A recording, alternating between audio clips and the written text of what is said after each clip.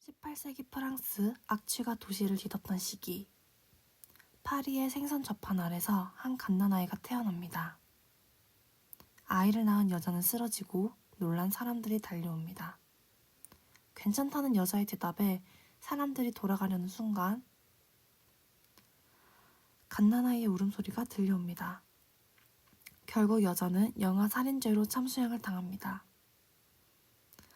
아이는 수도원으로 보내져서 장 바티스트라는 이름을 얻습니다.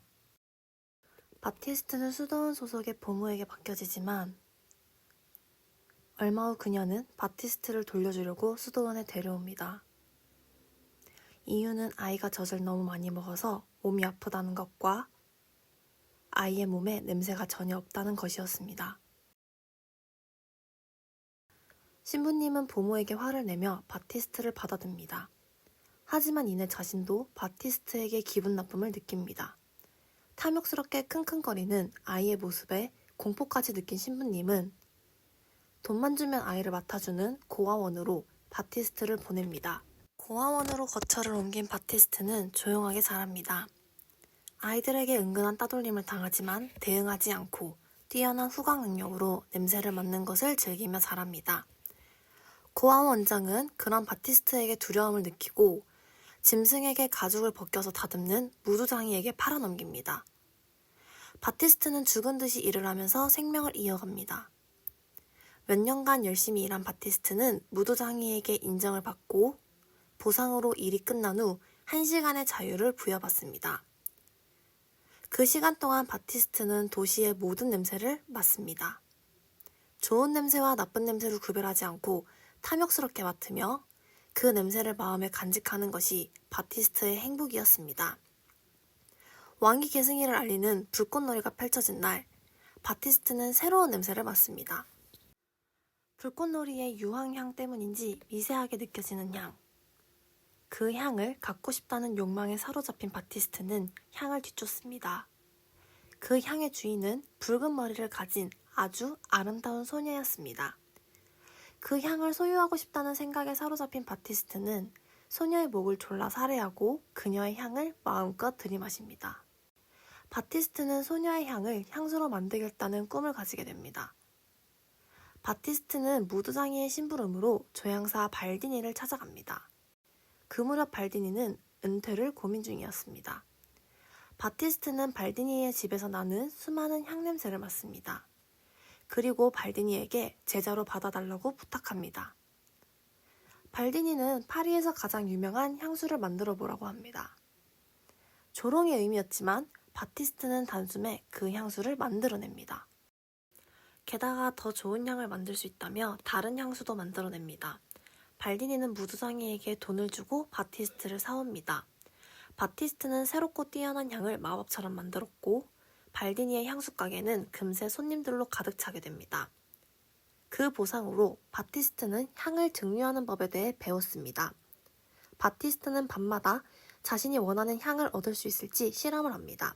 하지만 그 결과는 언제나 한 가지였습니다. 자신이 원하는 향은 증류로 얻을 수 없다. 그걸 알게 된 바티스트는 상실감에 쓰러지게 됩니다. 바티스트가 쓰러지자 발디니는 마음이 불안해졌습니다. 그가 사라지면 더 이상 새로운 향수를 만들 수 없기 때문입니다. 발디니는 바티스트가 일어나길 바라며 정성껏 돌봅니다. 그 순간 바티스트의 입이 열립니다. 물질로부터 향기를 얻는 방법이 증류와 압착 말고 있나요? 발디니는 말합니다. 그라스에서는 기름을 이용한 것과 다른 방법을 쓴단다. 그 말을 들은 바티스트는 병을 이겨내고 일어납니다.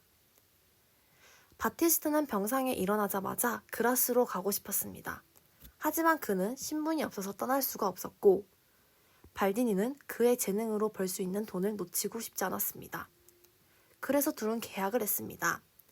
바티스트가 발디니 가게에서 3년간 일하는 대가로 발디니가 바티스트에게 도제 수업을 마쳤다는 증서를 주기로요. 도제 수업을 마친 바티스트는 발디니를 떠나서 그라스로 향합니다. 바티스트는 그라스로 향하는 여정 동안 사람들을 피해서 갑니다. 뛰어난 후각으로 어두운 밤에도 그들을 피할 수 있기 때문이죠. 그렇게 사람들을 피해 여정을 이어나가던 그는 낯선 향을 맡습니다. 바로 사람의 냄새가 없는 동굴의 향이었습니다. 그는 사람의 향이 없다는 것에 편안함을 느끼고 7년을 그곳에서 머뭅니다. 7년간 사람의 향이 없는 자연 본연의 향을 맡던 그는 자신에게 냄새가 나지 않는다는 걸 깨닫습니다. 바티스트는 절망하며 동굴을 나옵니다. 향수 제조에 오랜 전통을 가지고 있던 몽펠리에로 간 바티스트는 사람의 채취를 향으로 만들고 몸에 뿌린 채 길을 나섭니다. 어릴 적 바티스트가 길을 가면 사람들은 한층 놀랐습니다. 향이 없는 탓에 그의 기척을 느끼지 못했기 때문입니다. 그러나 지금은 아니었습니다. 다른 사람들과 똑같은 대우를 받은 바티스트는 환호를 내뱉습니다. 그리고 모두가 냄새의 주인을 좋아할 수 있는 신의 향을 만들겠다고 다짐합니다. 바티스트는 자신의 목적을 이루기 위해서 그라스로 향합니다. 그는 예전에 파리에서 만났던 소녀와 비슷한 향을 가진 사람을 만납니다. 그 향기를 실컷 들이마시고 향기의 주인이 어린 소녀라는 것을 알게 됩니다. 이번에는 실수하지 않고 그녀의 향을 얻겠다는 다짐을 합니다. 바티스트는 향수 작업실에 도제로 들어가 새 추출법을 배웁니다. 침지법과 냉침법을 배우며 밤마다 향 증출 실험을 합니다. 스승보다 좋은 실력을 갖게 되고 원하는 향을 증출할 때쯤 그라스 시내에서 아름다운 소녀가 시체로 발견됩니다. 집시, 이탈리아 일꾼, 유대인 수도사 모두가 용의자로 몰렸지만 다들 증거가 없었고 사람들의 불안함 속에서 수사가 종료되었습니다. 그러나 계속해서 희생자가 생겨났습니다. 희생자들은 모두 아름다운 소녀였고 그 수는 급격히 늘어났습니다. 이 살인들은 가을이 되자 멈췄고 겨울이 되자 범인이 잡혔습니다. 찾아온 평화에 시민들이 안심할 때 그렇지 못한 사람도 있었습니다. 아름다운 소녀 로르를 딸로 두고 있는 리시였습니다. 리시는 희생된 소녀들의 미모를 보았고 그 끝에 자신의 딸 로르가 있을 거라고 예상했습니다. 리시는 짐을 싸서 로르와 함께 떠나기로 결심합니다. 리시와 로르가 북쪽으로 간다는 소문은 그라스를 뒤덮습니다. 하지만 리시는 그라스를 벗어나자마자 방향을 틀어서 남쪽으로 향합니다. 그 시간 바티스트는 여태 모은 25개의 향을 준비하고 있었습니다.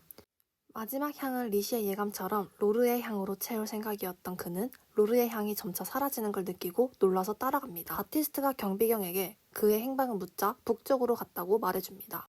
하지만 바티스트의 후각은 남쪽으로 향했다는 것을 말해주고 있었습니다. 바티스트는 자신의 후각을 믿고 남쪽으로 향합니다. 그는 그들이 머무는 여관을 후각으로 찾아냅니다. 그리고 마지막 작업을 시작합니다. 다음날 아침 로르의 방문을 연 리시는 절망합니다. 여태 봤던 희생자들과 같은 모습으로 그녀는 죽어 있었습니다. 바티스트는 로르와 같은 여관에 묵은 기록이 있었기에 금세 잡혔습니다. 재판은 빨리 끝났고 사형 집행대가 세워졌습니다. 광장에는 군중들이 일찍부터 모여 있었습니다. 살인자인 그가 광장의 모습을 드러난 순간 이상한 일이 생깁니다. 관장의 공중들이 바티스트가 살인자일 리 없다는 믿음에 빠집니다. 게다가 그들은 맹목적으로 그를 사랑하게 됩니다.